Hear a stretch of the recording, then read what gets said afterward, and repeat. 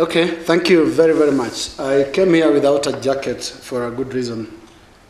I expected a contest and a fight. That's why my jacket is not here. That's why you. And clearly, I folded my answer for this. The media has clearly been under the spotlight after the election, and one of our own, Michaela Wrong, wrote an article that suggested that we failed. And there's been a debate on whether Michaela was wrong or indeed she was right. Personally, I am 50-50. I don't know where the +1 would be, whether it's either right or wrong. But I think it is a valid question. And indeed, this is a welcome discussion just to analyze how the media performed. But I want to say this. The media in this country was operating under a very delicate context. The weight of the events of 2007, 2008 are still, the burden is still very heavy on the shoulders of not just the media, but all the stakeholders in the electioneering process in this country. That was the context. What I can admit is maybe the media was overcautious. Maybe the media was overcautious. Number two is another admission from where we stand as well, and where I was during this process. We over-trusted the IEBC. We simply thought that if the IEBC, the precursor IEC got it right in the 2010 referendum and a number of other constituencies, the level of competence it had demonstrated was very encouraging. But we're here today because I think we trusted, and wrongly so, that the IEBC would be able to deliver. The IEBC has not delivered, and everyone is looking around and saying, where were you, the watchdogs? Why did you keep your eyes off the ball? I want to admit that is the ball that we kept our eyes off. That is the IEBC. We thought the IEBC was on top of things. Clearly, it is emerging it wasn't. Those are the two issues. That is the context under which we operated. But I found Tom making some very, very pertinent issues in terms of just how we performed in delivering the entire result. I can assure you the desire and dream of any television station, if I am to speak for TV first, is to be able to call an election.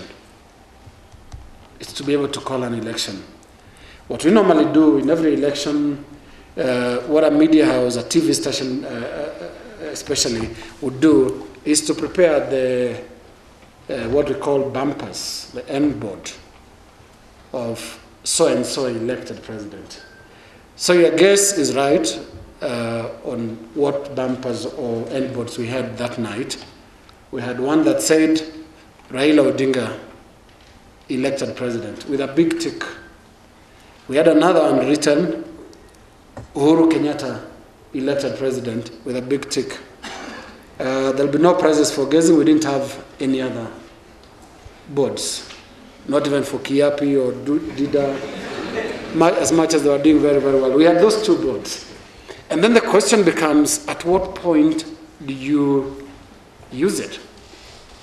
If you remember, the events of that night were totally complicated. We relied again, if Tom, you watched up to the last minute, we relied again on the IEBC. And when the IEBC said, okay, we are not announcing the rest of the results until tomorrow, 11 a.m., I called the night. I even told my analysts, let's meet here tomorrow morning to carry on the process. Now, how we intended to do this was to call once it became apparent from the results given by the IEBC. But I know how it works elsewhere. We all remember the coverage of the US elections recently, last year, say by CNN. John King was working on the on the touch screen, which had a lot of information. And I'll come to where the challenge again lies in the question Tom is raising, where he could actually look at the polling stations that are yet to come through in Florida and said, Florida is actually tilting Obama. This is long before the results are out.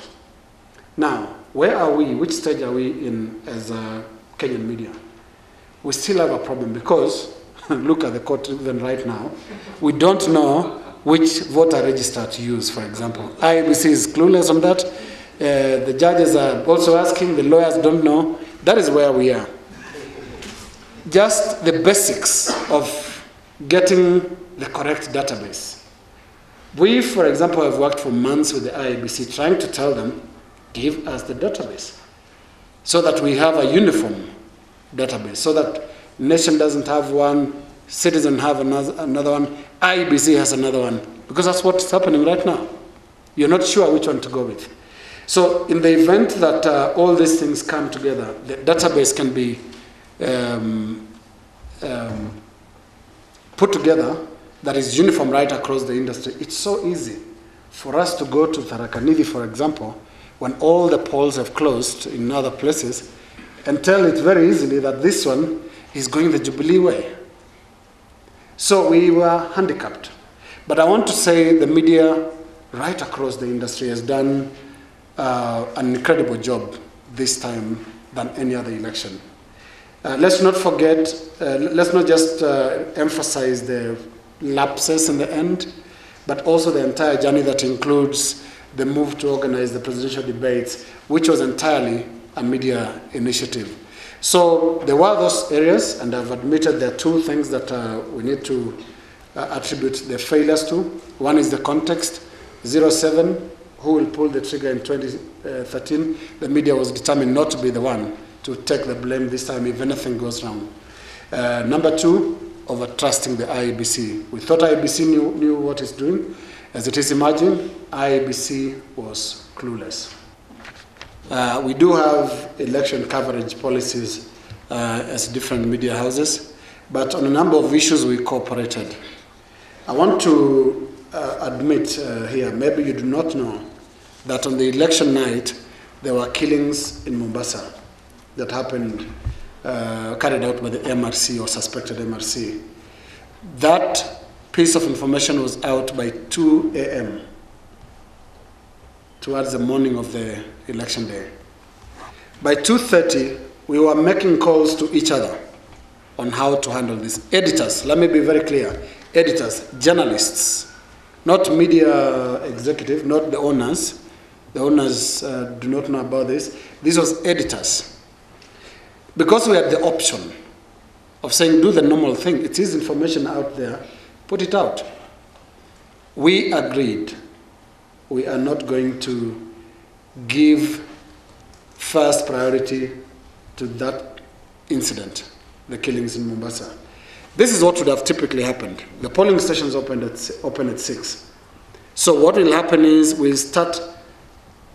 all our stations will then start with the information that there were killings in Mombasa. What would that have done to the entire mood of the country? It would give this impression that, oh, this is terrible, what a start. So for the first time, we go down to managing release of information. That is the only one we managed. The rest, including results, failure of the electronic tallying, we reported as it happened.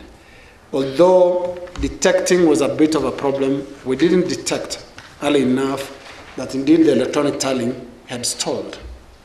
We had to repeatedly make inquiries from the IEBC for that admission to come through.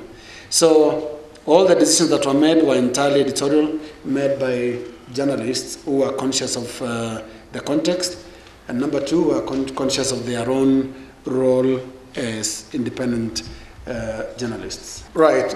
We actually did question the failure of the BVR kits. The testing was done at Kasarani, the Moi International Sports Stadium. There was an area where they had stored these things. The IEBC demonstrated, and then some of them actually malfunctioned on the spot. And the explanation was they've just arrived. It could be about humidity. That's what they...